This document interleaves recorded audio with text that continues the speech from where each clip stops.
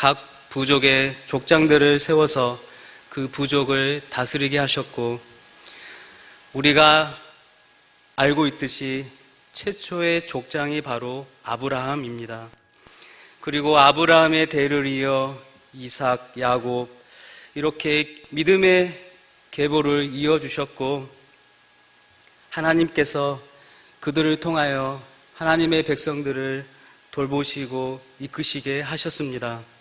그리고 그 후에 모세라는 지도자를 통해서 애굽에서 종살이하던 이스라엘 백성들을 애굽에서 구출하시고 광야 40년을 하나님의 보호 아래 살다가 여호수아를 통하여서 가나안 땅에 들어가게 하셨습니다.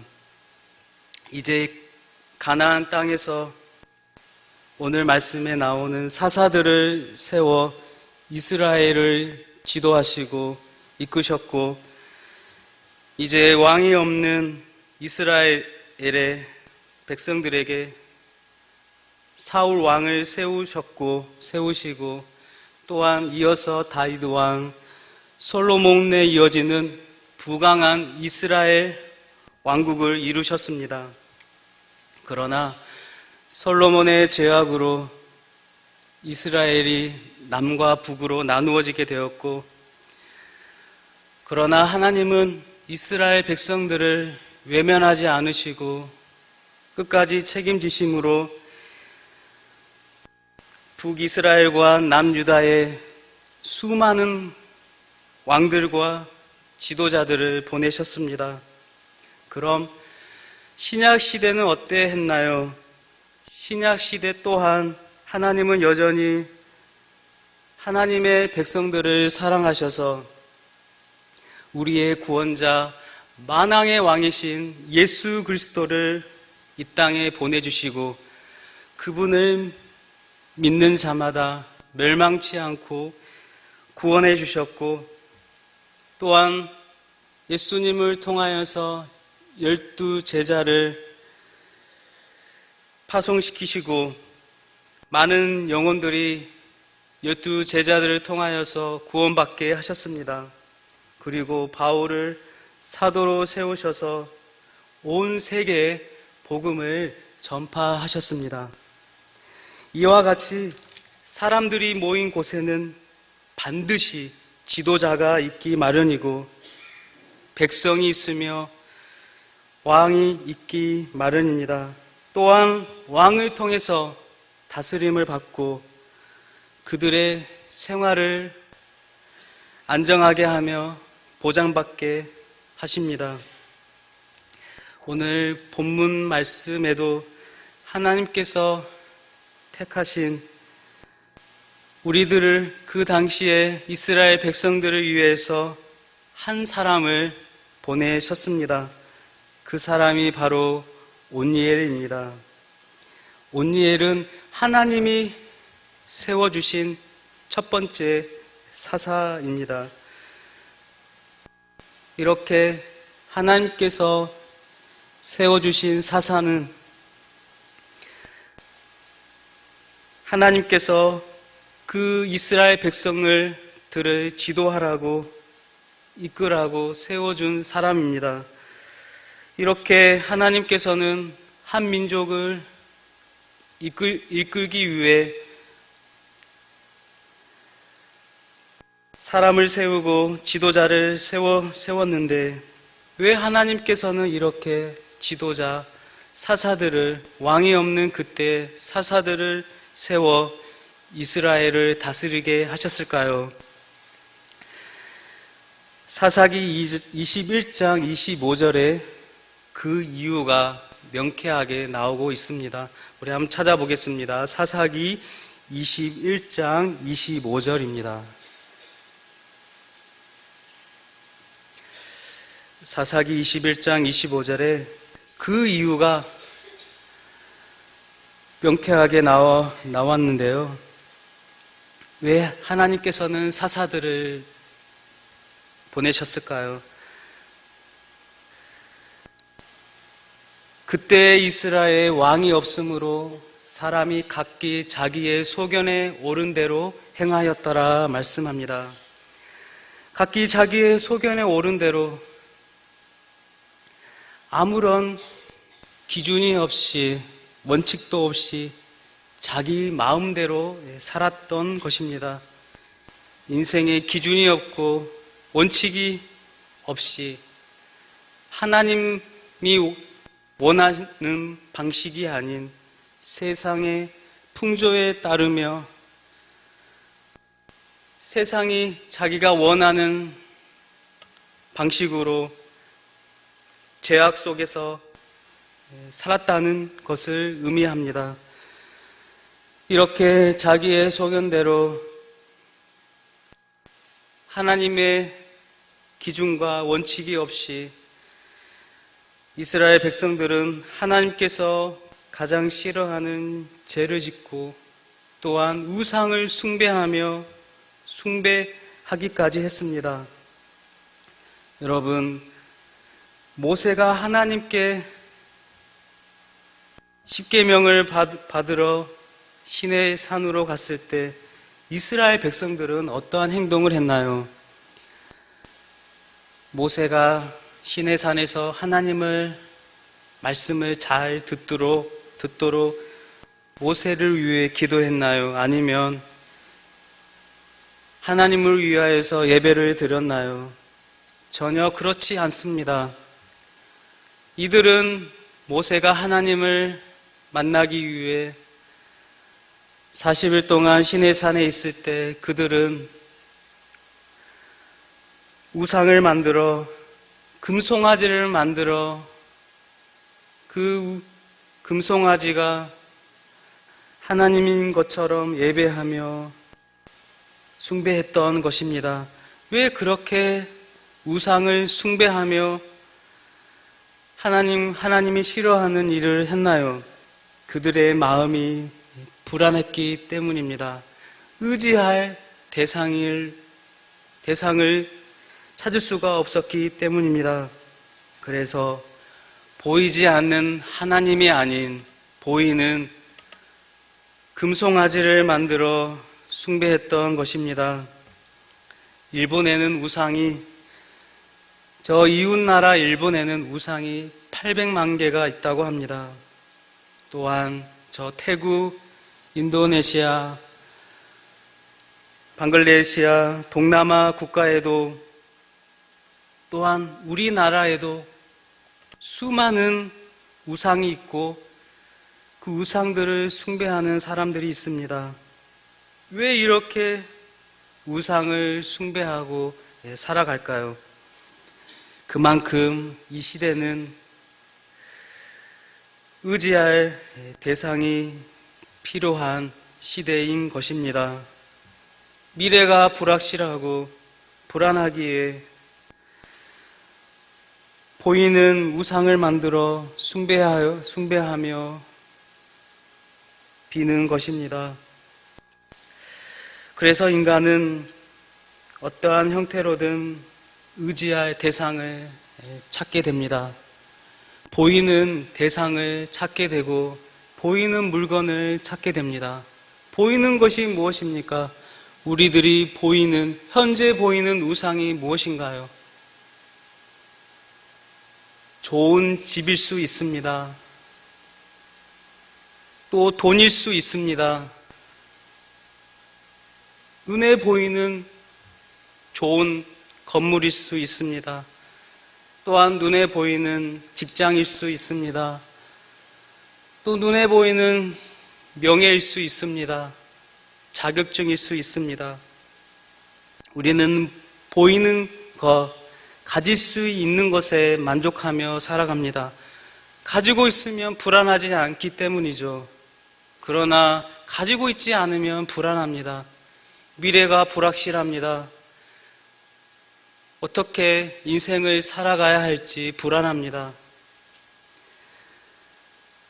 그렇게 우리는 미래가 불확실한 삶을 살아가고 있습니다.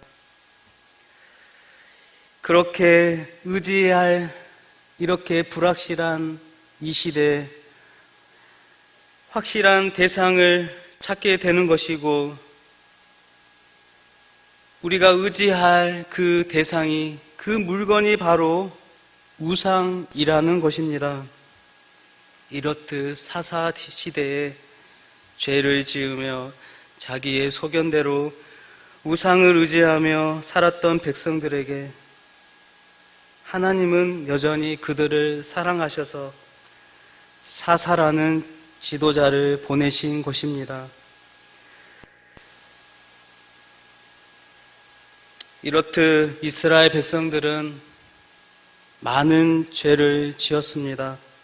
특히 하나님의 목전 앞에, 하나님의 눈앞에서 죄를 지었습니다. 하나님을 예배하는 백성들이 하나님을 예배하면서 하나님의 그런 인도를 받으면서 죄를 지었던 것입니다. 우리 한번 7절을 볼게요. 7절을 한번 보겠습니다. 7절에 이스라엘 자손이 여호와의 목전에 악을 행하여 하나님 여호와를 잊어버리고 바알들과 아세라를 섬긴지라. 하나님의 눈앞에 목전에 악을 행하여 하나님을 잊어버리고, 바로 내 앞에 계시는데 내 안에 계시는 하나님을 잊어버리고 눈이 가리워져서 바알과 아세라 우상들을 섬긴 것입니다. 그래서 어떻게 하나님이 이들을 이스라엘 백성들에게 행하셨나요? 바로 징계를 하십니다. 8절에 여호와께서 이스라엘에게 진노하사 그들을 메소보다미아 왕 구산 리사다임의 손에 파셨으므로 이스라엘 자손이 구산 라사다임을 8년 동안 섬겼더라. 8년 동안 노예로 살았던 것입니다. 하나님 앞에서 죄를 지었던, 하나님을 예배하는 백성들이 하나님을 예배하면서 또 다른 눈에 보이는 우상을 섬겼던 것입니다. 그때 하나님은 이들에게 징계를 하십니다. 하나님은 사랑이 많으시고, 하나님이 사랑이 많으셔서 사사를 보내시고 많은 지도자들을 보내셨지만, 그러나 하나님은 징계를 하고 계시는 것을 보게 됩니다. 하나님은 징계하시고 이방 민족들이 이스라엘을 공격하고 위협하는 것을 막지 않으셨습니다. 메소포타미아 왕 구산 리사다임의 손을 막지 않으셨습니다. 하나님은 막지 않으시고 8년 동안 고통으로 고난 속에 살게 하셨습니다. 그러나 사랑하는 성도 여러분, 이 고난은, 이 진노는, 이 징계는 또 다른 하나님의 사랑의 표현인 것입니다. 이 징계는, 이 진노는, 이 고난은 하나님의 또 다른 사랑의 표현인 것이죠. 맞을 때는 아프지만 올바른 길로 걸어가도록 하시는 하나님의 사랑의 표현이 바로 징계인 것입니다. 그런 징계를 받았던 이스라엘 백성들은 이 힘든 상황에서 다시금 자신의 눈을 하나님께로 돌려 하나님을 의지하며 기도할 때 또다시 하나님은 이들을 불쌍히 여기셔서 사사들을 보내, 지도자들을 보내 어려움을, 그 고난을 해결해 주신 것입니다. 9절을 함께 읽겠습니다. 9절에 이스라엘 자손이 여호와께 부르짖음에 여호와께서 이스라엘 자손을 위하여 한 구원자를 세워 그들을 구원하게 하시고 그군 곧 갈렙의 아우 그나스의 아들 운니엘이라. 아멘. 이렇게 사사들을 하나님께서 보내주셨습니다. 그리고 다시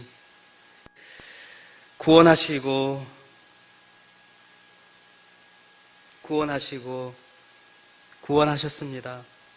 그런데 이들이 사사기를 보면 또다시 하나님을 잊어버리고 또 죄를 짓고 타락하고 그렇게 반복적으로 죄를 짓는 것을 보게 되는데요. 이렇게 하나님의 사랑을 받고 하나님의 지도자를 보내주셔서 그 지도자로 인해서 다시 구원을 받고 평화가 임하지만 또 반복적으로 또 죄를 짓고 또 고난을 당하고 또 다시 사사들을 보내주셔서 구원시키셔서 사사시대에 약 12명의 사사들을 보내주셔서 반복적인 구원과 고난과 부르짖음과 그런 반복적인 그러한 이스라엘 민족의 삶을 보여주셨습니다. 여러분, 이렇게 하나님 앞에 죄를 짓고 다시 부르짖고 기도하고 다시금 하나님 앞에 은혜를 받는 이렇게 반복적인 삶은 그때나 지금이나 여전히 우리들이 살아가는 모습일 것입니다. 기도하고 고난이 찾아와 기도하고 이제 그 기도를 통하여서 해결을 받고 나면 다시 하나님과 멀어지고 또다시 또 환난이 밀려오고 또 환난이 고난과 어려움이 다가올 때 하나님께 부르짖고 또 해결되어지고 이러한 반복적인 우리의 신앙생활을 우리는 그러한 삶을 살고 있진 않나요? 이렇게 우리는 신앙생활에 반복적인 이러한 삶을 살아가고 있습니다. 그런데 왜 사사시대에는 왜 이렇게 그렇다면 사사시대에 왜 이렇게 타락하고 범죄하여 하나님의 목전에서 악을 행한 것일까요? 지금의 시대에도 하나님 앞에서 또한 예배 드리지만 죄를 짓는데 또 이 시대에 맞게 또한 우리들이 죄를 짓는 이유가 있다면 과연 사사시대에도 이유가 있겠죠. 왜 타락하고 범죄하여 하나님의 목전에서 악을 행한 것일까요? 이 사사시대에 악을 행하고 죄를 지었던 것을 살펴보면서 이 말씀을 통하여서 우리 시대에 적용해보고 우리들도 이제 다시금 반복적인 죄를 짓지 않도록 우리의 삶을 이 시대의 상황을 돌아보며 한번 발견해 보아야 할 것입니다. 왜 이렇게 사사시대에 하나님의 목전에서 악을 행한 것일까요? 당시에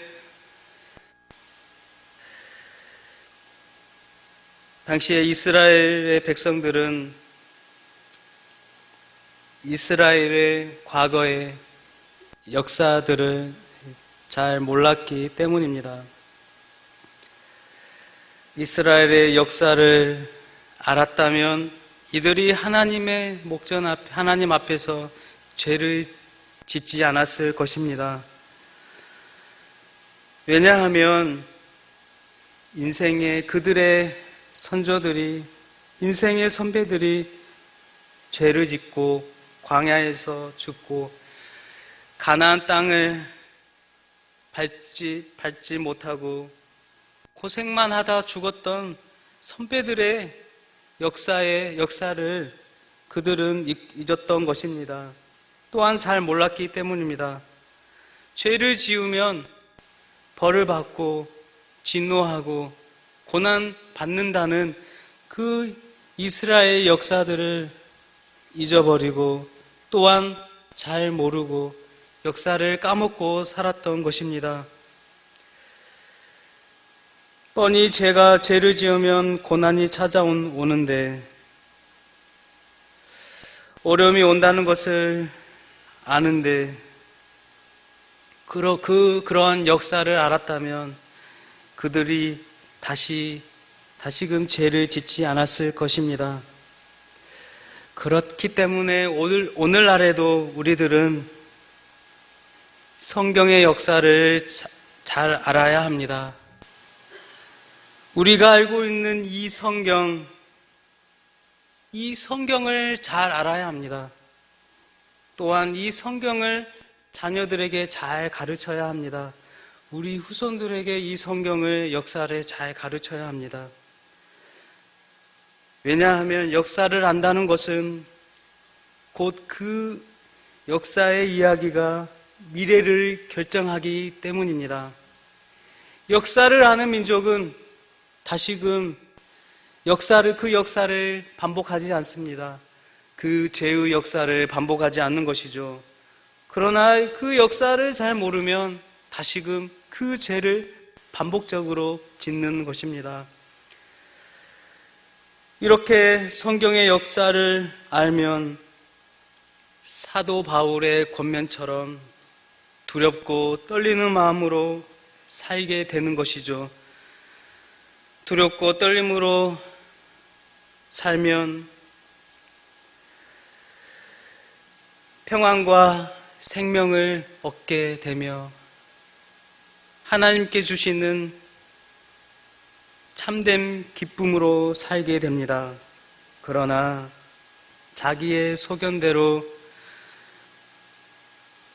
하나님 없이 살아간다면 그의 삶은 고난과 멸망이 따르게 될 것입니다. 그렇습니다. 역사를 아는 것이 중요합니다. 역사를 알면 나의 사고와 행동이 변하게 될 것입니다. 나의 삶이 변하게 될 것입니다. 이렇게 이스라엘의 역사를 알고 하나님을 신실하게 믿었던 사사가 바로 온니엘이었습니다. 온니엘은 이스라엘의 역사를 알았습니다. 믿음의 역사를 알았습니다. 그래서 온니엘은 믿음의 사람, 믿음의 집안, 갈렙의 집안의 갈렙의 딸 우사와 결혼한 것이죠. 믿음의 집안, 믿음이 신실한 갈렙의 딸과 믿음의 가정에 결혼한 것입니다.